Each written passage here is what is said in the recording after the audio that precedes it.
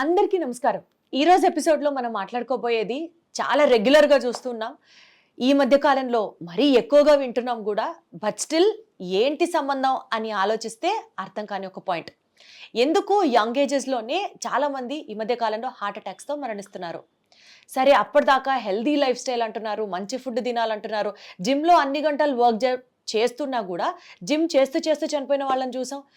Kannada super star దగ్గర నుంచి రీసెంట్గా ఆంధ్రప్రదేశ్కి సంబంధించిన ఒక పొలిటికల్ లీడర్ దగ్గర నుంచి ఇలా సిచ్యువేషన్స్ వింటూ ఉన్నప్పుడు మొన్నటికి మొన్న బారాత్లో డాన్స్ చేస్తూ చేస్తూ ఒక 25 to 30 years మధ్యలో ఏజ్ గ్రూప్ ఉన్న ఒక మనిషికి హార్ట్ అటాక్ వచ్చి చనిపోవడం చూస్తున్నాం. అసలు హెల్దీ హార్ట్ కోసం కావాల్సింది ఏంటి? ఏం చేస్తే మన హార్ట్ని మనం సురక్షితంగా ఉంచుకోగలం? అసలు హార్ట్ అటాక్స్ అనేవి ఎందుకు వస్తాయి? ఈరోజు ఇదే మన మెయిన్ ఎజెండా.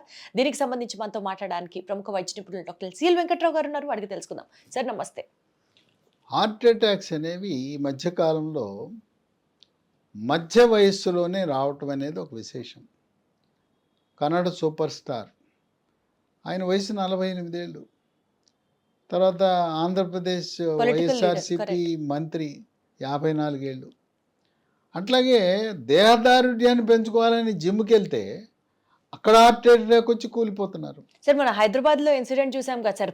ఇంట్లో పెళ్లి ఎంత సంతోషంగా ఉండి బారాత్ డాన్స్ చేస్తున్నాడు, చిన్న పిల్లాడు సాఫ్ట్వేర్ ఇంజనీర్ చనిపోయాడు హార్ట్ అటాక్. తర్వాత టెన్నిస్ ఆడదామని టెన్నిస్కి వెళ్తే రోజు ఆటలాడతాడు, ఫిట్గా ఉంటాడు.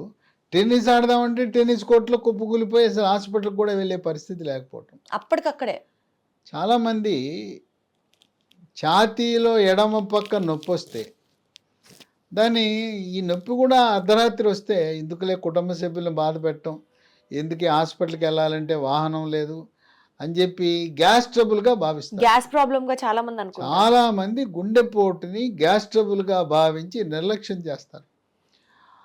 ఎట్లా మనం గుర్తించాలంటే ఈ ఛాతీ నొప్పితో పాటు ఆయాసం వచ్చిందంటే అది హార్ట్ అటాకు. ఇది గ్యాస్ ట్రబుల్ అని చెప్పి ఇంట్లో ఏదో జెలిసిల్ ఉంది, శుక్రాలు ఉంది, లేకపోతే గ్యాస్ ట్యాబ్లెట్లు ఉన్నాయి వేయద్దు. ఈ ఛాతీ నొప్పి, ఆయాసము వెంటనే మీరు 108 అంబులెన్స్ పిలిచి హాస్పిటల్కి తీసుకెళ్ళాలి. తర్వాత ఈరోజు నా మానసిక ఒత్తిడి, కుంగుబాటు, టెన్షను, డిప్రెషను, తర్వాత ఉద్యోగం రాకపోవటం ఒక బాధ అయితే, వచ్చిన ఉద్యోగం పోవటం ఇంకోటి అయితే, ఆ ఉద్యోగం మధ్యలో స్ట్రెస్, టార్గెట్లు, కాపాడుకోవడం. మార్కెటింగ్ ఉద్యోగం అంటే లక్ష్యాలు, ఆ లక్ష్యం లేకపోతే నేను తీసేస్తా అంటారు. ఇటువంటి వేధింపుల వల్ల కూడా చిన్న వయసులోనే హార్ట్ అటాక్ వస్తూ ఉంది. తర్వాత ప్రధానంగా రక్తంలో కొవ్వుకు సంబంధించి చెడు cholesterol, bad cholesterol, LDL cholesterol అని ఉంటుంది. ఇది ఎంత తక్కువ ఉంటే అంత మంచిది. ఇది పరిమాణం పెరగటం వల్ల గుండె కండరాలకు రక్తము సరఫరా చేసే కరోనరీ ధమనులో పేరుకుపోయి ఆ కొవ్వు మీద ఈ ప్లేట్లెట్ కణాలు, ఎర్ర కణాలు చేరి అక్కడ మూసుకుపోతే హార్ట్ అటాక్ వస్తుంది. ఓకే. ఈ రక్తంలోనే మరొక రకమైన కొలెస్ట్రాల్ ఉంది. దాన్ని హెచ్డిఎల్ కొలెస్ట్రాల్ అని, గుడ్ కొలెస్ట్రాల్ అని, మంచి కొలెస్ట్రాల్గా పిలుస్తారు. అది ఎంత ఎక్కువ ఉంటే అంత మంచిది. వీటితో పాటు ట్రైగ్లిజరైడ్ అనేది ఉంటుంది. ఆ ట్రైగ్లిజరైడ్ కొంతమందికి 500, 600 ఉంటుంది. వాళ్ళకు కూడా హార్ట్ అటాక్ వచ్చే అవకాశం ఉంటుంది. ఈ ట్రైగ్లిజరైడ్, చెడు కొలెస్ట్రాల్ అధికంగా ఉండటానికి మన థైరాయిడ్ గ్రంథి పనితీరుకి సంబంధం ఉంది. మెడ ముందు భాగాన సీతాకోక చిలుక ఆకారం ఉండే థైరాయిడ్ గ్రంథి సరిగా పనిచేయకపోతే ఈ ఎల్డిఎల్, చెడు కొలెస్ట్రాల్, ట్రైగ్లిజరైడ్ అధికంగా ఉంటాయి. ఓహో, సో థైరాయిడ్ ఇన్ఫ్లుయెన్స్ దాని మీద కూడా ఉంది. అందువల్ల ఎవరైతే ఈ చెడు కొలెస్ట్రాల్, ట్రైగ్లిజరైడ్ ఉందంటే ఇప్పుడు వరకు మీరు చేయించుకోకపోతే థైరాయిడ్ టెస్ట్ మీ అంతగా మీరు వెళ్ళి T3, T4, TSH అనే పరీక్ష చేయించుకోండి. ఈ పరీక్షలన్నిటికీ డాక్టర్ దగ్గరికి వెళ్ళి ఫీజు కట్టాల్సిన అవసరం లేదు, డాక్టర్ ప్రిస్క్రిప్షనే అవసరంలా. మీ అంతకు మీరు వెళ్ళి దగ్గరలో ఉన్న మంచి ల్యాబొరేటరీకి వెళ్ళి నాకు థైరాయిడ్ బ్లడ్ టెస్ట్ చేయమంటే చేస్తారు. T3, T4 తగ్గిన, TSH పెరిగిన, థైరాయిడ్ గ్రంథి సరిగా పనిచేయటం లేదని గమనించి థైరాయిడ్ ట్యాబ్లెట్లు వాడకం ప్రారంభిస్తే ఇవన్నీ నియంత్రణలోకి వస్తాయి. అసలు థైరాయిడ్ హార్మోన్ ఉత్పత్తి కావాలంటే దాని ముడి సరుకు అయోడిన్. సాల్ట్. మనం వాడే ఇంట్లో ఉండే టేబుల్ సాల్ట్, మెత్తటి ఉప్పు తప్పనిసరిగా అయోడిన్ కలిగి ఉన్న ఉప్పును మాత్రమే వాడాలి. ఈ రకంగా ఈ రోజుల్లో థైరాయిడ్ సమస్య అనేది మనకు తెలవకుండా ఇది స్త్రీలలో ఎక్కువ ఉంటుంది. మరీ ముఖ్యంగా 45 సంవత్సరాల ఆ ప్రాంతంలో 45 ఏళ్ళు వచ్చేసరికి ముట్లు పీరియడ్స్ ఆగిపోతాయి. ఆ టైంలో ఈ థైరాయిడ్ లోపం అనేది అధికంగా గుర్తించడం జరుగుతుంది. అట్లాగే కోవిడ్ వచ్చి తగ్గిన వారికి, కోవిడ్ సమయంలో రెండో వేవ్ సందర్భంలో ఆక్సిజన్ శాతం తగ్గిన వారికి హార్ట్ అటాక్ వచ్చే అవకాశం ఎక్కువగా ఉంది. అయితే కొంతమందికి ఇంకొక అనుమానం ఉంది, నేను టీకాలు వేయించుకున్నాను, టీకాలకి హార్ట్ అటాక్ ఏమైనా సంబంధం ఉందా అని. టీకాలు వేయటం వల్ల హార్ట్ అటాక్ రాదు రాదు రాదు దీన్ని ప్రపంచ ఆరోగ్య సంస్థ కూడా నిర్ధారించింది. కాకపోతే కోవిడ్ రెండో వేవ్ బారిన పడి మందులు వాడిన వారు మాత్రం ఒక్కసారి, సంవత్సరానికి ఒకసారి ఈ లిపిడ్ ప్రొఫైల్ అనేది పరగడుపున చేయించుకోవటమే కాక గుండెకు సంబంధించిన 3 పరీక్షలు ఉన్నాయి. ఒకటి ఈసీజీ అంటారు, రెండవది గుండెకి స్కానింగ్ 2D ఎకో అంటారు, మూడవది టీఎంటీ ట్రెడ్మిల్ టెస్ట్ అని ఒక బెల్ట్ మీద ముందు నడిపిస్తారు, క్రమేణా వేగం పెంచి పరిగెత్తిస్తారు. ఈ 3 పరీక్షలు చేయటం ద్వారా గుండెపోటు, హార్ట్ అటాక్ వచ్చే అవకాశం ఉందా లేదని గుండె డాక్టర్లు, కార్డియాలజిస్టులు గుర్తించేస్తారు. ఈ మూడిట్ల అనుమానం వస్తే గుండెకి కరోనరీ యాంజియోగ్రామ్ అనే పరీక్ష చేస్తారు. యాంజియోగ్రామ్ గతం తొడలో ఉండే అక్కడ నరం ద్వారా చేసేవారు. ఇప్పుడు ఆధునిక విధానంలో చేతి మణికట్టు ద్వారా, రేడియల్ ధమని ద్వారా చేస్తున్నారు. ఇది చేసిన 3 గంటలు ఇంటికి వెళ్ళిపోవచ్చు. ఈ కరోనరీ యాంజియోగ్రామ్ పరీక్ష ఒకవేళ ఏమైనా గుండె కరోనరీ ధమనిలో అడ్డంకులు ఏమైనా ఉంటే దాన్ని ఆంధ్రప్రదేశ్ రాష్ట్రంలో పేదవారికి, తెల్ల రేషన్ కార్డు వాళ్ళకి ఎన్టీఆర్ వైద్య సేవ కింద ఉచితం, అట్లాగే తెలంగాణ రాష్ట్రంలో ఆరోగ్యశ్రీ కింద కూడా ఉచితంగా చేస్తున్నారు. కనుక హార్ట్ అటాకులు ఈ మధ్యకాలంలో బాగా పెరిగిపోయినాయి. ఇక ఇప్పుడు ఈ చెడు కొలెస్ట్రాల్, ఎల్డిఎల్, బ్యాడ్ కొలెస్ట్రాల్ నియంత్రణకి గుండె డాక్టర్లు అందరూ కూడా కొన్ని రకాల స్టాటిన్ మందులు వాడుతున్నారు. అటర్వా స్టాటిన్ అంటారు. 10 మిల్లీగ్రాములు, 20 మిల్లీగ్రాములు.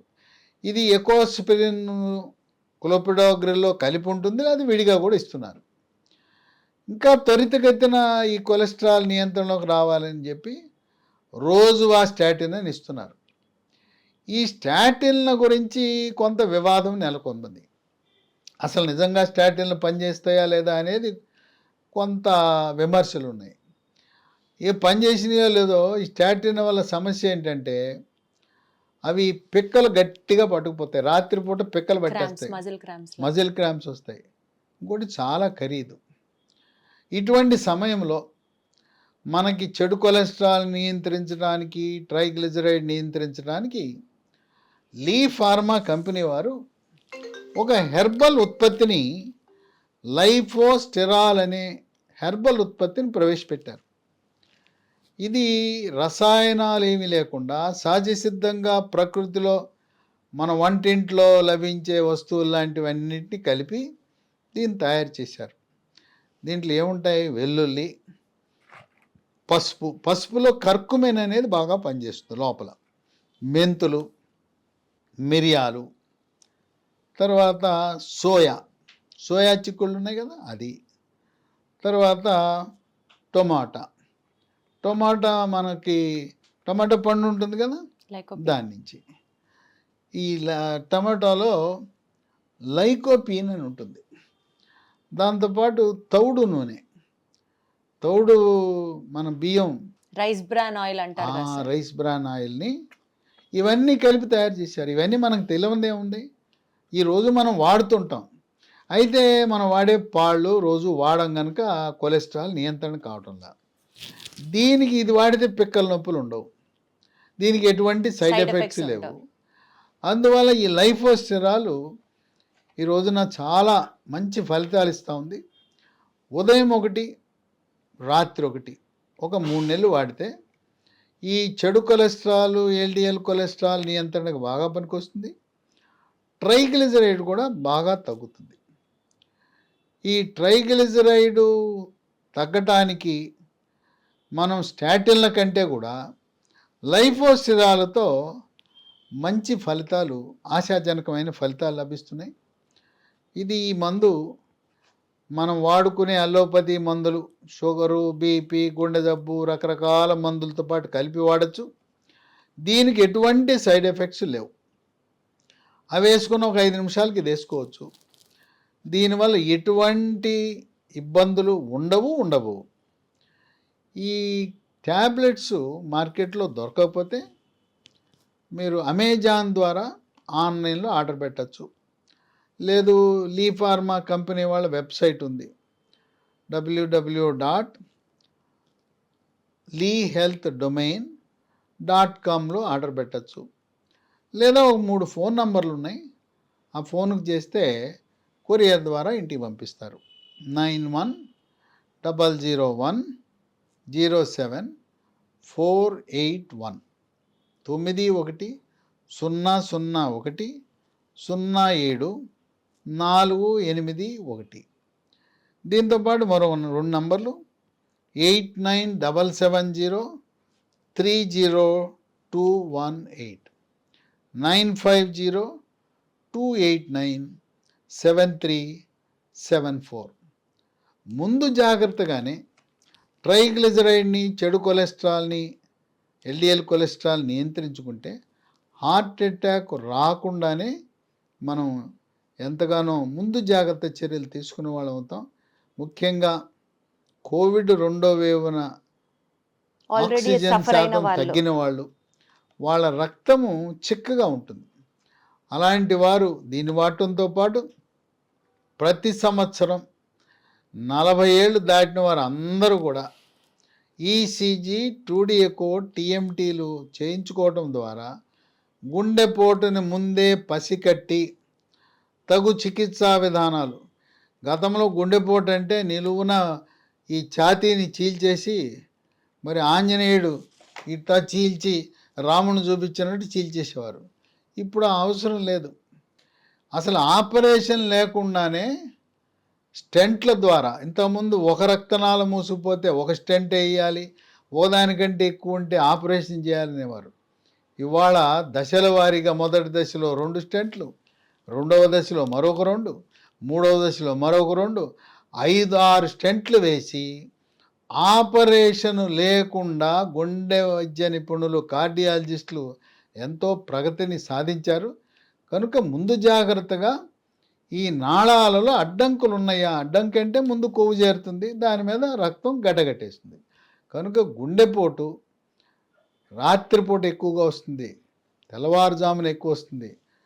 కుటుంబ సభ్యులకు అసౌకర్యము, డ్రైవర్ లేడు, ఇప్పుడు ఎవరు తీసుకెళ్తారని అశ్రద్ధ చేయకుండా మనకి 2 రాష్ట్రాల్లో కూడా ప్రభుత్వం వారు 108 అంబులెన్స్ ఉంది కదా, పిలవండి.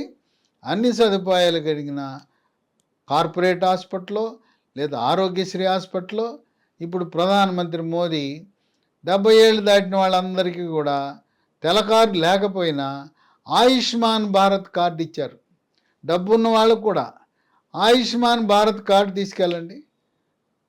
ప్రైవేట్ హాస్పిటల్, గవర్నమెంట్ హాస్పిటల్, అంటే AIIMS, railway hospital, ESI hospital, దేశవ్యాప్తంగా ఏ రాష్ట్రానికి వెళ్ళినా 70 ఏళ్ళు దాటిన వాళ్ళు భారతదేశంలో అన్ని రాష్ట్రాలలో వైద్య సదుపాయం, హార్ట్ అటాక్ కూడా చికిత్స చేసుకునే అవకాశం కలుగుతుంది. సో బేసికల్గా సార్, హార్ట్ అటాక్ తగ్గించాలి అని అంటే first of all stress free life ఉండాలి. హార్ట్ అటాక్ మీద అవేర్నెస్ చాలామంది, మీరు ఫస్ట్లో చెప్పినట్లుగా గ్యాస్ ప్రాబ్లం అని దాన్ని నెగ్లెక్ట్ చేయకుండా ఇమీడియట్గా ఇంట్లో వాళ్ళని అవేర్ చేయడం కానీ, లేకపోతే అంబులెన్స్కి కాల్ చేసి డాక్టర్ సపోర్ట్ తీసుకోవడం కానీ చేయాలి.